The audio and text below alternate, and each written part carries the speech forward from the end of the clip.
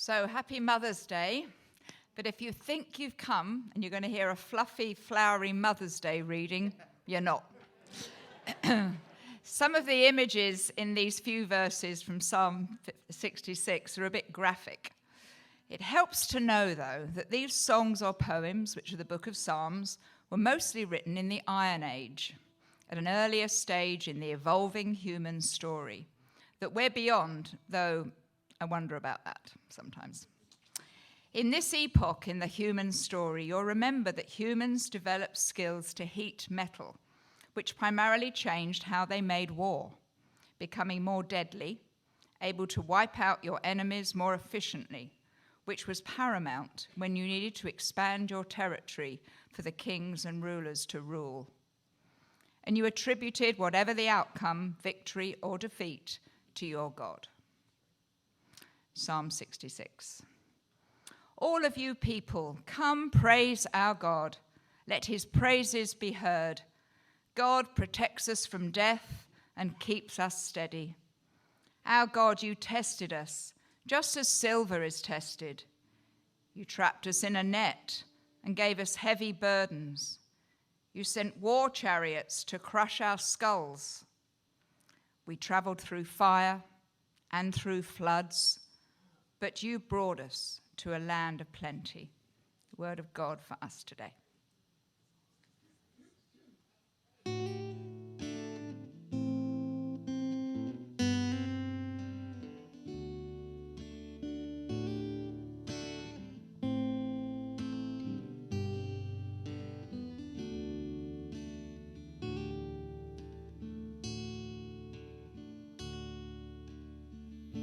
Just yesterday morning, they let me know you were gone.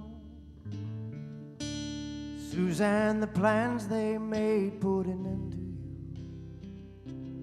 to you. So I walked out this morning, wrote down the song. Just can't remember who to send it to. I've seen fire and I've seen rain, seen sunny days I thought would never end, seen lonely times when I could not find a friend, but I always thought that I'd see you again. Won't you look down upon me, Jesus? You gotta help me make a stand. You got to see me through another day. My body's aching, my time is at hand. I won't make it any other way. I've seen fire and I've seen rain, seen sunny days I thought would never end, seen lonely times when I could not find a friend, but I always thought that I'd see you again.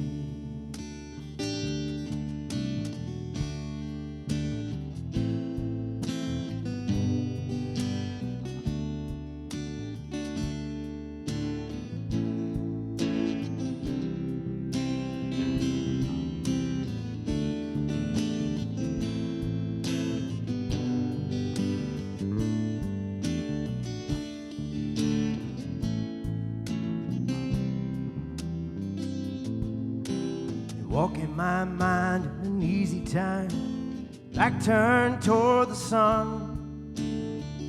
Lord knows when the cold wind blows, it'll turn your head around. Hours of time on the telephone line to talk about the things to come. Sweet dreams and flying machines and pieces on the ground. I've seen fire and I've seen rain, seen sunny days I thought would never end, Seen lonely times when I could not find a friend, but I always thought that I'd see you again. Thought I'd see you one more time again. Just a few things coming my way this time around. Thought I'd see you one more time. I thought I'd see you again.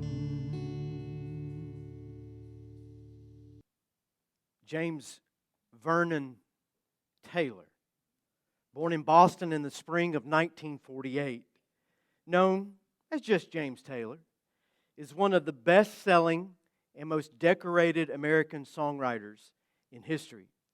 When I think of his songs, I think of It's Her Town Too, Going to Carolina in my mind, How Sweet It Is to Be Loved by You, Shower the People You Love with Love, Sweet Baby James, Country Road, Steamroller Blues, Up on the Roof, and of course, Fire and Rain.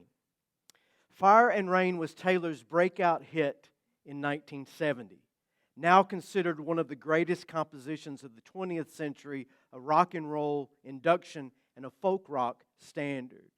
It broke the rules. There was no massive instrumentation, only brushes on a snare, a stand-up bass, Carole King on piano, and James Taylor's melancholy vocals.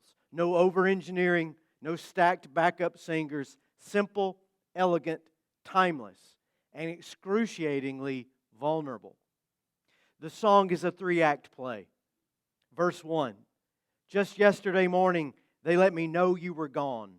Suzanne, the plans they made put an end to you.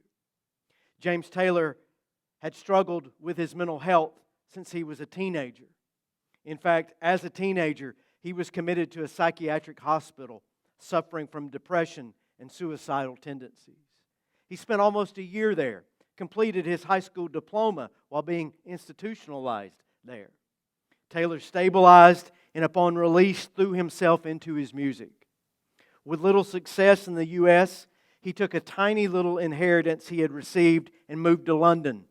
That was fortunate. Through a series of inexplicable happenstance, James Taylor ended up auditioning for Paul McCartney and George Harrison of the Beatles.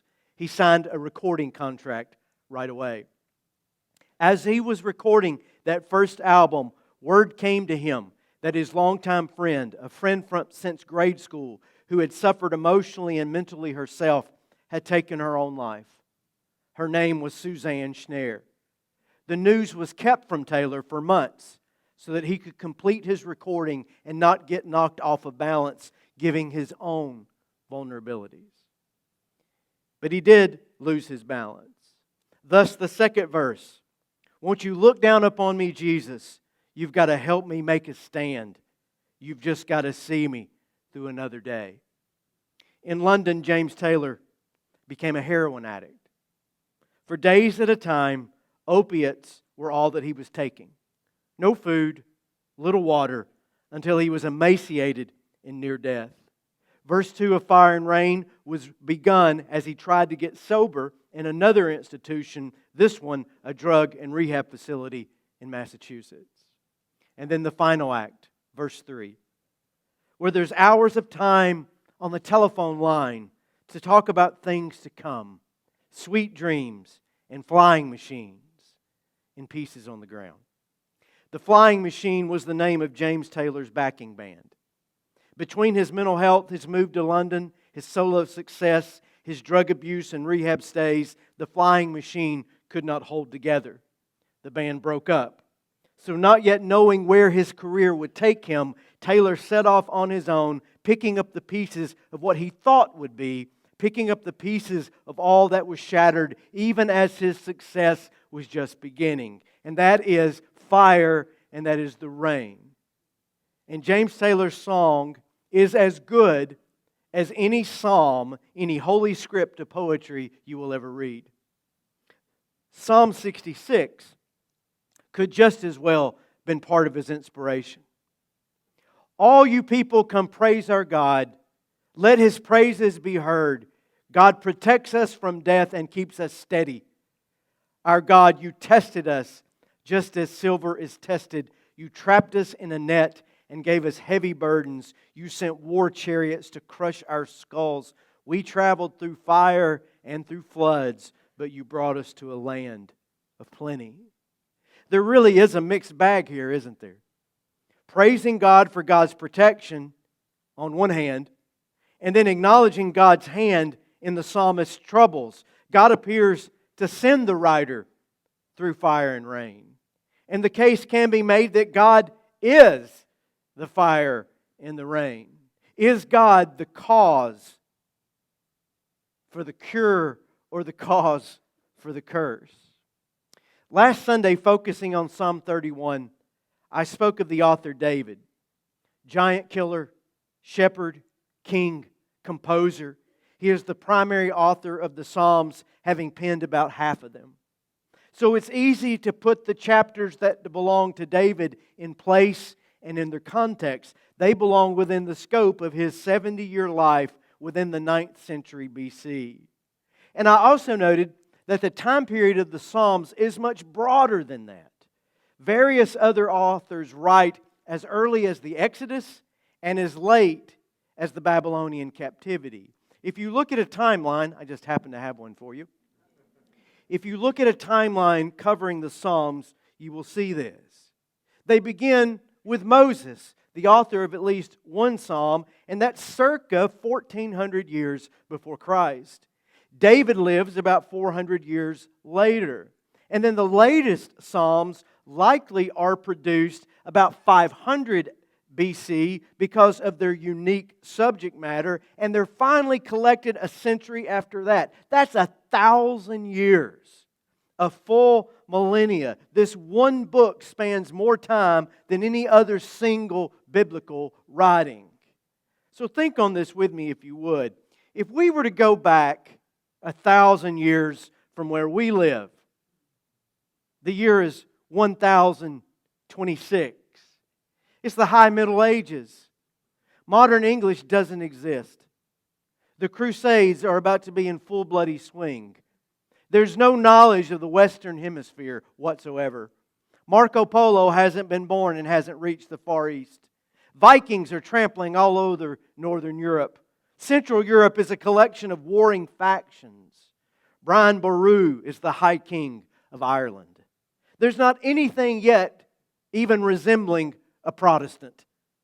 No one has ever taken to the open sea because the technology does not yet exist. The Book of Kells and Beowulf are the only recognizable contemporary books in existence. And here we are, all these years later, and you can still read the Book of Kells. And some of us were forced many times to read Beowulf, whatever that's about. Those words are still treasured today, as old as they are. Now, a few of us, maybe likely none of us in this room, and if this is you, please raise your hand. We'll take up a love offering for you. Specialize in medieval literature or the history of Europe in the High Middle Ages. Anybody? I thought that was a safe bet when I made that one. Yet the works of that time and the events of that period continue to influence what goes on even up until today, 1,000 years later.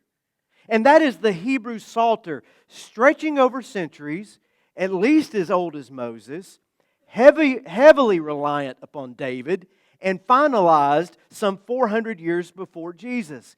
It is ancient, it is inspirational, it is ridiculously resilient. These Psalms have stood the test of time. They have earned our attention, especially if we can root them in their time and place and transfer their wisdom into the contemporary settings in which we live. I'll return to James Taylor and his psalm, Fire and Rain. That song, his breakthrough hit, most famous composition, was written over several years, recorded in 1970, became a standard the following year. That's more than 50 years ago. And the song still defines him. No one asked, well, I wonder if James Taylor's going to come out with some good music again. That's heresy to even ask that question. If he had only written that one song, his place was set. And that song continues to feed generations of people. And decades from now, after everyone in this room is gone, that song will still be standing. Do you get that? Do you see how the Psalms work the same way? We keep carrying them around in our pocket. We keep reciting them. We keep going back to them because they work, because they speak to us. And most music, is largely a fad. The new or the upcoming rarely has staying power. We all know it's the oldies and the goodies that everyone likes to listen to, right? And the Psalms are just like that. Old, but good. Psalm 66, this amalgamation of fire and rain. This is one of the last Psalms. It is a young psalm, a contemporary praise and worship song, not a traditional hymn. It's only 2,500 years old. Only, as compared to some of the others. It was written about the time of Homer's Iliad and Odyssey. Do you remember the Odyssey?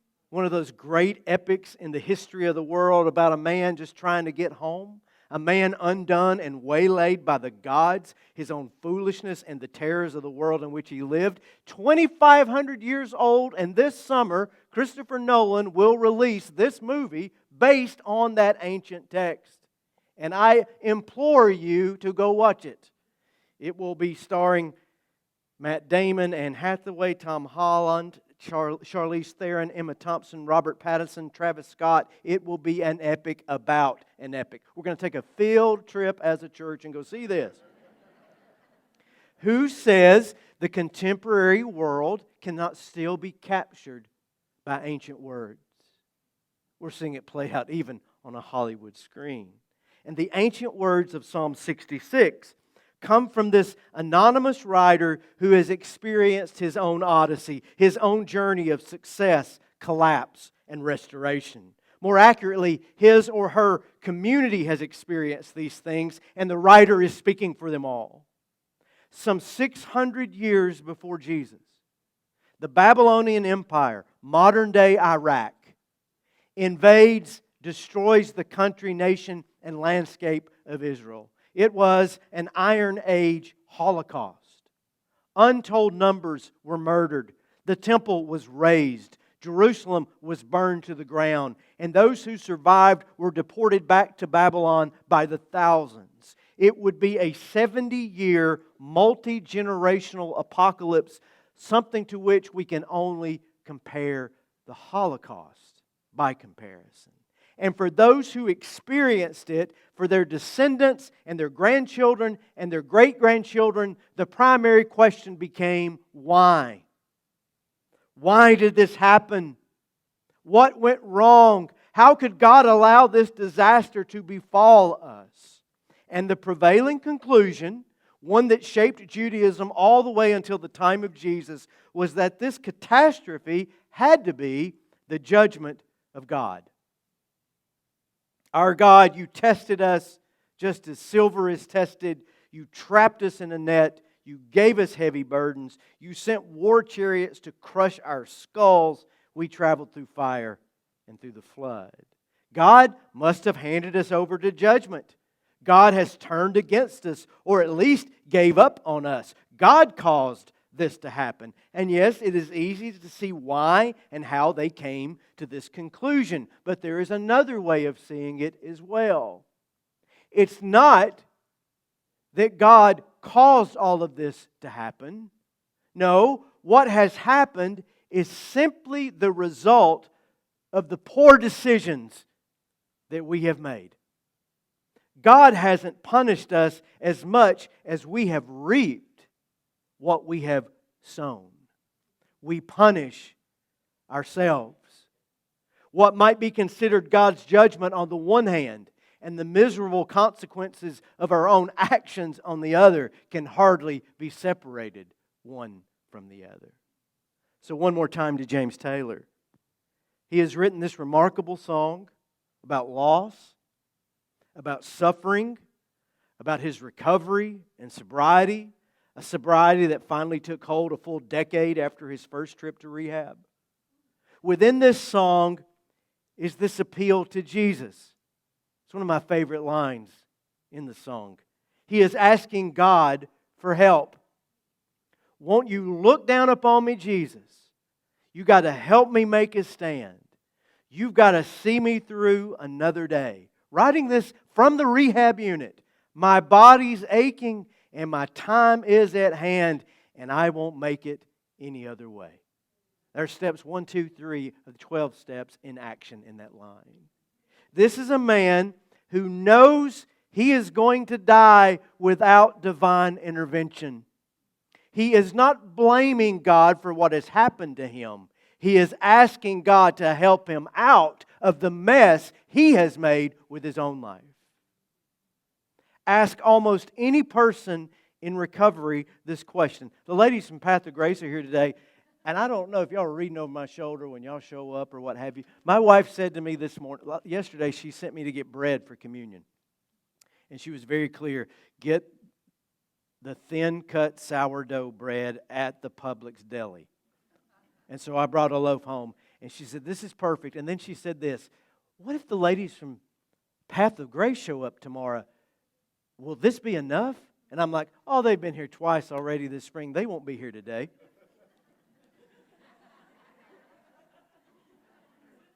Did you cut it in really small pieces? Okay, good. We love it when y'all are here, by the way. We love it. And I think some of the ladies here could, I'm not putting them on the spot, but they could answer this.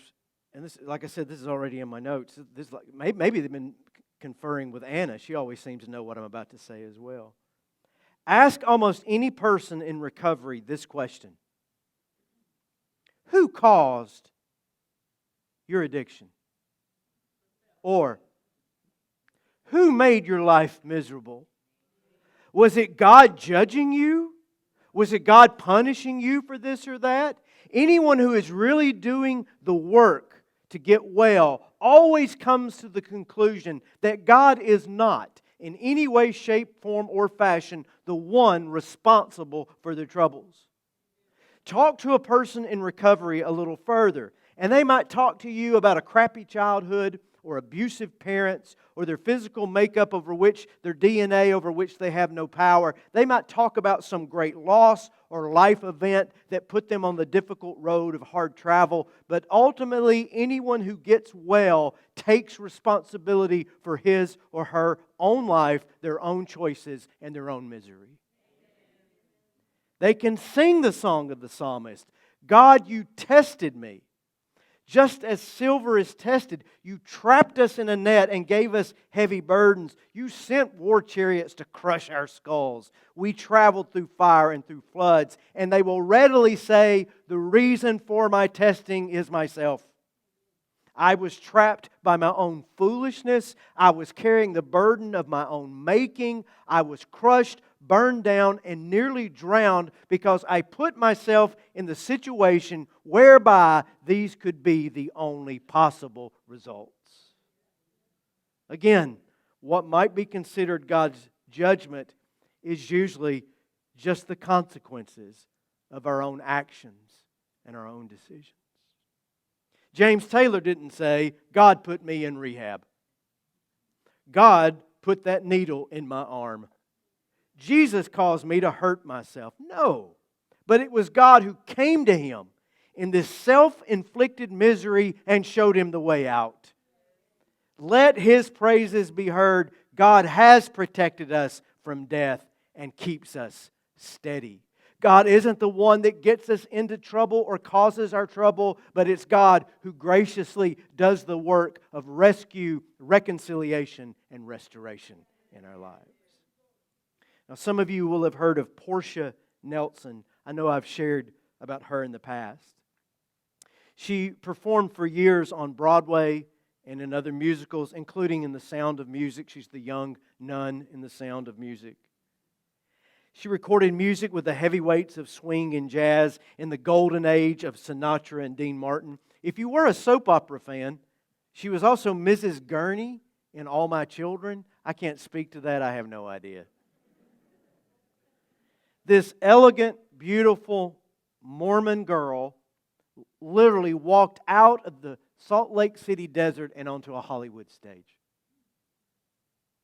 And if all this acting and singing and composing wasn't enough, in 1977, she wrote a little book about her life entitled, "There's a Hole in My Sidewalk." Within it, there's a piece she wrote she calls an autobiography in 5 short chapters. And when it comes down to taking responsibility, changing the direction of your life, it doesn't get any better than Portia Nelson's short autobiography. It fits on one screen. Chapter 1, I walk down the street. There is a deep hole in the sidewalk I fall in. I am lost. I am helpless. It isn't my fault. It takes forever to find a way out. Chapter 2. I walk down the same street. There's a deep hole in the sidewalk. I pretend I don't see it. I fall in again. I can't believe I am in this same place, but it isn't my fault, and it still takes a long time to get out. Chapter 3. I walk down the same street. There's a deep hole in the sidewalk. I see it, and I get out immediately. Chapter 4. I walk down the same street. There's a deep hole in the sidewalk. I walk around it. And then finally, chapter 5, I walk down another street.